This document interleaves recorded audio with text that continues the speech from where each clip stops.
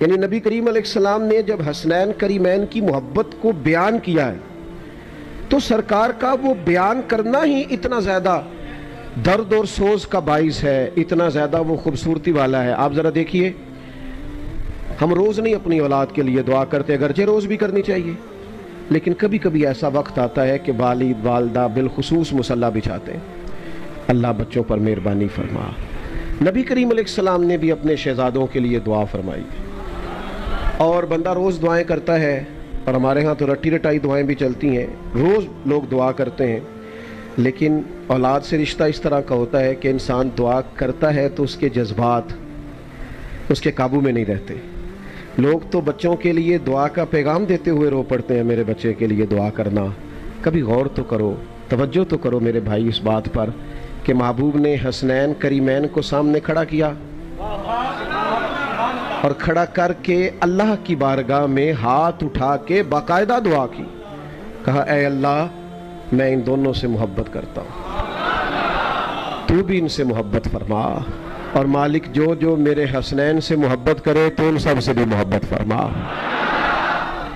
ہم نے محبت کرنی ہے سیدنا ابو بکر صدیق سے لے کر حضرت امیر معاویہ تک، ہر صحابی سے ہم نے پیار کرنا ہے، اور ہمارے امام نے ہمیں کہا ہے اتنا پیار کرنا ہے، اتنا پیار کرنا ہے کہ محبوب کی اولاد کے بچے بچے سے پیار کرنا ہے۔ تیری نسل پاک میں ہے بچہ بچہ نور کا، تو ہے عین نور تیرا۔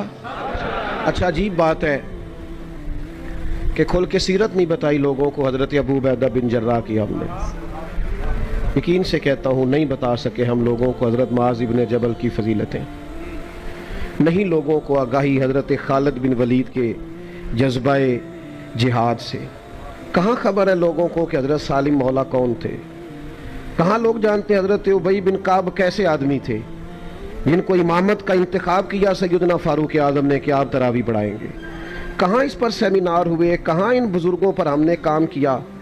حضرت سعید بن زید رضی اللہ تعالیٰ عنہ کی دیانتداری کب بیان کی گئی قوم کے سامنے؟ عجیب بات ہے کہ مشاجرات تم لے آئے۔ او خدا کے بندے، صحابہ کے مشاجرات میں بات کرنا عوام کا کام نہیں، ہماری ڈیوٹی نہیں۔ ہمیں تو نبی پاک نے فرمایا صحابی کا نجوم، یہ سارے ستارے ہیں، تم نے ان سے ہدایت کا نور حاصل کرنا ہے۔ ہم نے تو دیکھنا ہے ان کی سیرت میں جو تقویٰ ہے، پرہیزگاری ہے، جو حضور سے وفا ہے۔ تو پہلی تو گزارش آپ سے یہ ہے کہ جم کے پیار کریں رسول پاک کی اولاد سے۔ علماء یہاں زیادہ بیٹھے ہیں اور بزرگ بیٹھے ہیں، کچھ باتیں زیادہ اس لیے بھی نہیں کر سکتا کہ بزرگوں کی موجودگی میں بہت زیادہ باتیں اس طرح نہیں کرنی چاہیے کہ انسان بڑا ناسے محسوس ہو۔ کیسا دستور زباں مندی ہے تیری محفل میں، بات کرنے کو ترستی ہے زباں میری۔ خدا کے بندو اپنی قلبی کیفیت پر توجہ کرو، ان کا پیار، ان کی محبت، وارفتگی، شوق تیرے دل سے چھلکے، تیری کیفیت ہو، یعنی سیدہ پاک کا نام آئے تو تیری نظریں خود بخود جھکنی شروع ہو جائے، حسنین کریمین کا تذکر آئے تو تیرا وجود محسوس کرے کہ تو بہت عظمتوں والے لوگوں کا ذکر کر رہا ہے، ان لوگوں کے تذکار تیری طبیعت پر رعب پیدا کریں، جلال طاری ہو تیرے اوپر۔ لیکن کیا کریں اس دور کا جس میں صرف بحثیں رہ گئیں، الجھاؤ رہ گیا۔ اپنی محبت کو مضبوط کریں، وارفتگی اور شوق کو مضبوط کریں۔ ہوتا رہتا ہے دنیا میں، چیزیں ہوتی رہتی ہیں، لوگ آتے جاتے رہتے ہیں، لیکن جس طرح لوگ اپنی صحت کا پورا خیال رکھتے ہیں نا، اس طرح اپنے عقیدے اور ایمان کا بھی پورا خیال رکھنا چاہیے۔ اس میں کوئی کمزوری پیدا نہ ہو، اس کے اندر کسی قسم کی کوئی کمزوری نہ رہ جائے۔ حسنین کریمین سے پیار کرو، جینے کا سلیقہ آئے گا، ڈٹ کر زندگی گزارنے کا سلیقہ نصیب ہوگا۔ جو چیزیں انسان کو پورے طور پر کمزور کرتی ہیں اور اس کے اندر جو چیزیں کمزوری لاتی ہیں وہ ساری تو کربلا میں موجود تھیں۔ خود محبوب کریم علیہ السلام کا فرمان ہے، اولاد آدمی کو کمزور کر دیتی ہے۔ اپنی تکلیف لوگ سہ لیتے ہیں، بچوں کی نہیں سہی جاتی۔ پردیس بھی ہے، اور انشاءاللہ پردیسی کوئی بھی نہ تھی وے، اور پھر بچوں کا ساتھ بھی ہے، پھر بھوک اور پیاس بھی ہے، پھر شدت کی گرمی بھی ہے، لیکن کمال ہے نا حسین ابن علی کا۔ کمزور پڑ جانے والوں اور ذرا ذرا سی بات پہ غربت کے رونے رونا، اور جب بھی ڈسکس کرنا اپنے آپ کو مظلوم ثابت کرنا، اس طرح بھی قومیں کبھی کھڑی ہوتی ہیں۔ حضرت سیدنا امام علی مقام اتنے سارے لوگوں کی شہادتوں کے بعد بھی جب میدان میں نکلے تو پوری سج دھج سے، یعنی امامہ باندھ کے، یعنی لباس زیب تن کر کے، یعنی تلوار تھام کے، اور جب وہ گھوڑے پہ آئے ہیں تو ان کا باکپن اسی عروج پہ تھا جو رنگ میدانوں میں رسول پاک نے اپنے صحابہ کو سکھایا تھا۔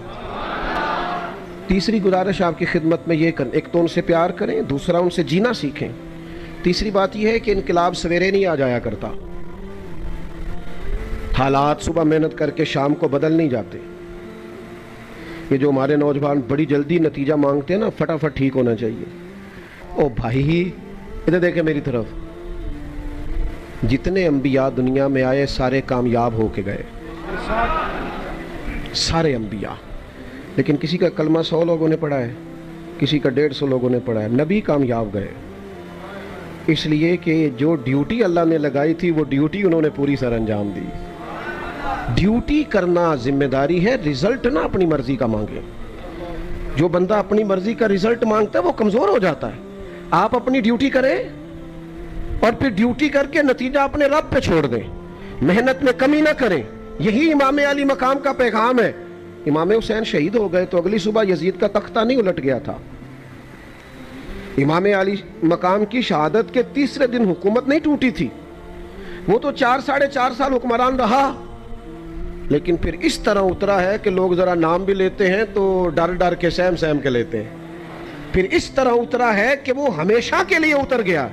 نظریے غالب آیا کرتے ہیں، کچھ وقت کے لیے بعض اوقات کچھ لوگوں کا غلبہ ہوتا ہے، لیکن ہمیشہ کے لیے غالب سچ اور حق رہتا ہے۔ سیدنا امام حسین رضی اللہ تعالیٰ عنہ نے شہادت دی، لیکن وقتی طور پر وہ حکمران رہا، پر قیامت تک جو حکومت ملی ہے وہ حسین ابن علی کو ملی اور آپ ہی کی حکومت رہے گی۔ مجھ سے ایک دفعہ ایک صاحب نے پوچھ لیا کہ علماء جو محنت کر رہے ہیں اس کا نتیجہ کیا ہے؟ میں نے کہا آپ کی تو کئی ساری سرکاری اسامیاں خالی ہیں، اور ہمارا حال یہ ہے کہ رمضان میں ہو سکتا ہے کسی حافظ کو قرآن سنانے کے لیے مسجد نہ ملے، یہ نہیں ہو سکتا کسی مسجد کو حافظ نہ ملے۔ تو کام تو ہو رہا ہے، دین کام تو ہو رہا ہے۔ میرے عزیز کمزور نہیں پڑے، نتیجہ اللہ پہ چھوڑے۔ چوتھی بات سنیں، جو اہل فضل ہوتے ہیں نا، ان کا فضل، ان کی عزتیں یہ اللہ تعالیٰ کے فیصلہ کرم پر مبنی ہوتی ہیں، یہ شانیں لوگوں کی دی ہوئی نہیں ہوتی۔ لوگوں کا اپنا مزاج ہوتا ہے، اپنی طبیعت ہوتی ہے، اور ہم جس زمانے میں رہتے ہیں اس زمانے میں تو ہر آدمی کا، چونکہ ہم جمہوری ملک میں رہتے ہیں، ہر آدمی کا سوچنے کا اینگل بھی اپنا ہے، اپنے حساب سے لوگ سوچتے ہیں۔ اور آپ کسی کی تعریف کر کے دیکھیں کسی کے سامنے، وہ کہے گا یار ساری باتیں ٹھیک ہیں، 99 ٹھیک ہیں، پر وہ ہنسا نہیں میری مرضی کے حساب سے۔ اگر یہ بھی ہو بھئی ایک آدھ کمی تو ویسے بھی رہ جائے گی، انسان ہے۔ ہم سادے لوگ ہیں، شاید ہم سب کے نام نہ بتا سکیں، لیکن امام حسین کے بعد امام زین العابدین کا نام ساری دنیا جانتی ہے۔ ان کے قریب بیٹھنے والوں میں حضرت حسن بصری کا نام سارا زمانہ جانتا ہے۔ حکومتیں آتی جاتی رہتی ہیں، وقتی اقتدار کئی دفعہ بڑا لطف دیتا ہے، اور لوگ جب بات کرتے ہیں تو بڑی پھیل کے کرتے ہیں، اور جب گفتگو کرتے ہیں تو ان کا لب و لہجہ ان کے حاکمانہ انداز کی گواہی دے رہا ہوتا ہے۔ لیکن دنیا میں غالب نظریات ہوا کرتے ہیں، سچائیاں غالب ہوتی ہیں، ایک ترتیب ہوتی ہے حق کہنے والوں کی۔ وقت کا حکمران بھی طواف کعبہ کر رہا تھا، امام زین العابدین بھی کر رہے تھے، فرزق شاعر بھی اسی طواف میں موجود تھا۔ تو اس نے جب دیکھا نا لوگوں کا زیادہ رجحان تو امام زین العابدین کی طرف ہے، تو فرزق کو بلا کے کہنے لگا یہ بندے گنو جو زیادہ ادھر توجہ کرتے ہیں اور میری طرف نہیں دیکھتے، ان کا بعد میں کچھ علاج کرنا ہے، بندے گن لیتے ہیں نا۔ نہیں پتا آپ کو؟ الیکشن کے دنوں میں پتہ کر لیتے ہیں کس کس گلی نے ووٹ نہیں دیے، اگلی بھی بن گئی، اس سے اگلی بھی بن گئی، بیچ والی رہ گئی، انہوں نے ووٹ نہیں دیے تھے، انہوں نے جلسہ نہیں کرایا۔ اس نے کہا یہ سب لوگوں کا ادھر رجحان ہے، حالانکہ حکمران میں ہوں۔ تو بڑا سیانہ تھا وہ شاعر، بازو تھام کے بادشاہ کا ہلا کے کہنے لگا تو لوگوں کی چھوڑ، مجھے تو یوں لگتا ہے جدھر جدھر امام زین العابدین مڑتے حجر اسود کا رخ بھی ادھر ہی ہوتا چلا جائے۔ تو یہ جو خدائی انعام ہے ان کا تو کیا کرے گا؟ یہ جو اللہ کی دی ہوئی شان ہے اس کا تو کیا کرے؟ جو اللہ تبارک و تعالی محض اپنے فضل سے کسی کو انعام دیتا ہے اس میں تو کیسے دخل دے گا؟ دوستو یاد رکھنا، کچھ چیزیں ایسی ہوتی ہیں جو محض اللہ کا فضل ہوتی ہیں، بعد میں لوگ کہہ دیتے ہیں میں نے بڑی محنت کی, میں نے بڑی جدوجہد, محنتی تو اور بھی بڑے تھے, تجھ پر فضل ہو گیا ہے تو اب ذرا جھکنا سیکھ.